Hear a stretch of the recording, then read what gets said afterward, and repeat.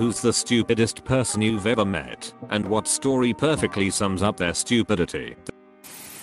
An old co-worker named James. We worked at McDonald's and were both 16. One time, while mopping the lobby, he for some unknown reason decided to chase a number of customers around with the mop yelling, "I'm gonna get ya." He was fired on the spot. I can't stop laughing at this. I keep picturing him at a job interview. "So, why did you leave your last job?" Flashback, "I'm gonna get ya." My brother and I were in the kitchen one day as teenagers. My brother was filling the sink to wash dishes. When the sink was nearly full, he went to turn the tap off, but it wouldn't budge, so the water kept flowing. I tried turning it too, but with no success. This is when the panic set in. The level of the water was rising fast, and we didn't want to flood the kitchen. He took big saucepans out of the press to fill with water to keep things from overflowing, while I was in a frantic scramble under the sink trying to find the mains to turn it off there. I couldn't find it. Now really panicking, I took over the pot filling duty and my brother went running off to look for Dad as quick as he could. Dad came running in with my brother while we were shouting at him about looking for the mains. Dad just came over to the sink and pulled the plug out of the hole, letting all the water down the drain. Haha. There is a children's book with that exact story, only there was one little boy whose parents had gone out. I had it when I was little, and I remember the picture of the whole kitchen being filled with all the cups and pans and bowls the little boy could find. I've told this story before, but I like telling it because Duck Tammy. I had a boss named Tammy. One night, we were all working late doing stocktake, and we were discussing the impending lunar eclipse. Someone asked what happens during an eclipse. Tammy grandly explained that the eclipse would occur when America went in front of the moon, blocking our Australia's view of it. Like she literally thought the earth stretched itself into like a U-bend or neck pillow shape, and half of it stayed in our normal orbit, and the other half stretched itself over and around to casually block the moon for the rest of the earth. My roommate for the last 3 years once said that if solar technology keeps advancing at the rate it is, we will absorb all the energy made by the sun and fix global warming. Not 5 minutes later, after attempting to inform this poor fellow about how the sun's energy output is not determined by what the energy eventually interacts with, he states that wind farms are worse because they cause tropical storms. I hope he is just an epic troll. I don't know. Had a guy in a third-year undergrad developmental psych course raise his hand in a full lecture hall and ask the professor, "Prof, do infants diagnosed with SIDS get asthma later in life? Like, are they more likely to get asthma?" SIDS stands for Sudden Infant Death Syndrome. He just kept pursuing the question. The prof didn't understand how she could answer it. She thought there was some kind of logic in it that she wasn't seeing. Finally, some girl took the initiative to shout across the room, "No, they are not more likely to get asthma, they are dead. They have died suddenly and will thus not be at risk of developing asthma." Great day. He always sat in front of me and I would see him writing just absolutely horrible poetry and song lyrics. Prof, do infants diagnosed with SIDS get asthma later in life? This is dumber than symptomless coma. I'm half Korean, going to high school in the Midwest during the 1992 LA riots. My typing teacher pulled me into the hallway and asked if I had an uncle or something I can call in LA to make the riots stop. She said she knew that we are all close and we all have stores and whatnot, therefore I must have a connection there. I was like, "Lady, even if I did have an uncle I could call, do you think he is Batman?" Our biggest argument was over whether the correct phrase is egg yolk or egg yolk. "Oh, you mean the hello part? Why do the crossings beep?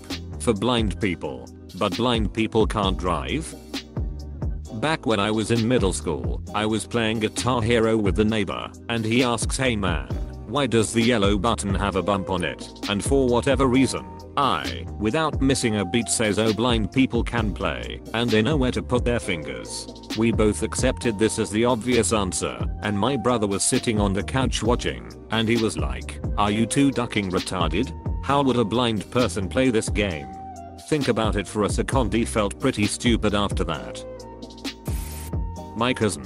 All through public school, she was a snob who looked down on everyone. She was super stylish and struggled academically. We graduated in 2014. We both went to colleges, not the same one. She got a job at a bar, stayed out late drinking. Her boyfriend told her she didn't need to complete college, so she just stopped showing up. Didn't drop, just stopped showing up. Completely flunked out. Here comes the mega stupidity. Our families live hours away from her college at the time. Her family went to move her back home. My cousin's mom noticed a pile of clothes in the corner. The mom said back quote, "What's that? Your laundry? Pack it and we'll wash it when we get home later."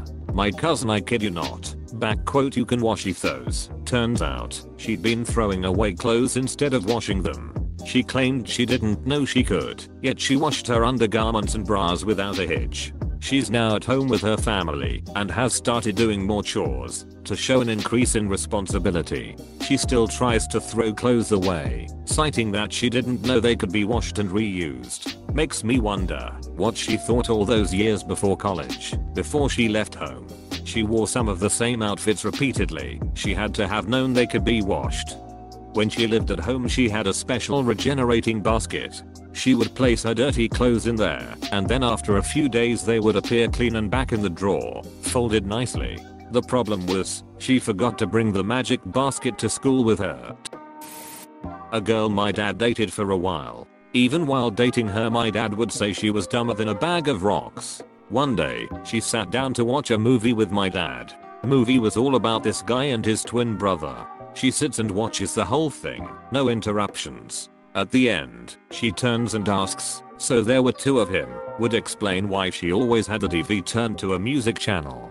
Apparently she couldn't follow normal TV or movies. Please tell me it was the movie Twins with Arnold Schwarzenegger and Danny DeVito. There was a troubled kid I went to high school with. He struggled with school, but had friends, but was starting to do drugs and go down a bad way. He decided to photocopy the front and back side of a $20 bill, cut it out of normal paper, and glue the two halves with Elmer's glue. What's even more sad is that to test his new money he went to the gas station and bought some gum, and it actually worked. So in his mind it must have meant that it was foolproof. So he then tried to go and deposit the glued up money at an actual bank. He was obviously found out and arrested. I don't know where he is now, but I'm assuming he is making similar life choices. My flatmate at university did something similar. He put a whole bunch of effort into forging £10 notes, researched paper, found some spray adhesive that was just the right consistency, got hold of a very sharp craft knife and cutting board, figured out how to fake the metal strip and watermark with kitchen foil and crafty printing. He had an excellent printer. His copies were pretty good, but by no means perfect. So he and his accomplice Joe decided to keep to two simple rules. Only use them in dimly lit bars when it was too busy for staff to check every note, and only ever take one copy out of the house. That way if they were caught they could claim it was an honest mistake. They got them and their change, etc. Well, at first it worked surprisingly well. They'd buy one drink with a dodgy 10, pocket the change and nip back to the flat to grab another. In fact, it worked so well that they got clocky. One day, my flatmate was out with Joe in a crowded area in broad daylight when they decided to roll a joint. Joe took a bag of weed out of his pocket and passed it over, right in front of two police officers. Of course, the officers stopped and searched them and found over £200 worth of forged notes, all with the same serial number. Had a next door neighbor who robbed a Howard Johnson's at the top of our street at gunpoint wearing a ski mask.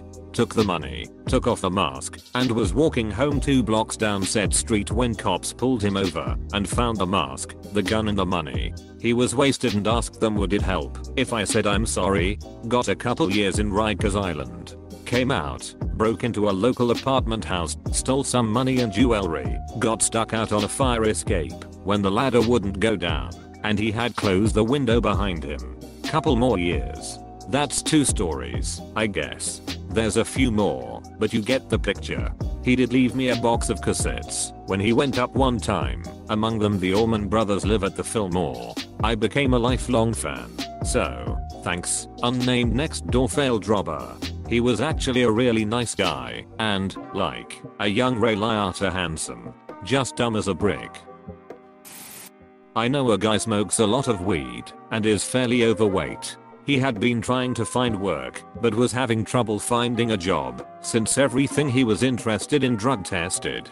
He told my boyfriend that he had a plan that might help him pass a drug test. Since weed supposedly gets stored in your fat cells, he proposed that he should just eat even more than he normally does so he can gain weight. That way, the fat that he gained would replace the weed fat. Boom. Problem solved. Boo, but where did he even get this idea from? Metabolites of cannabis are in fact stored in fat cells. That part is true. This means that if two people consume about the same amount of weed but one is fat, the fat guy will test positive for longer if he's burning any of that fat. Getting fatter will actually increase the amount of those metabolites that you can store in your body, but it doesn't prevent them from also appearing on urine/blood/hair tests. It just means you'll keep testing positive when that fat is lost.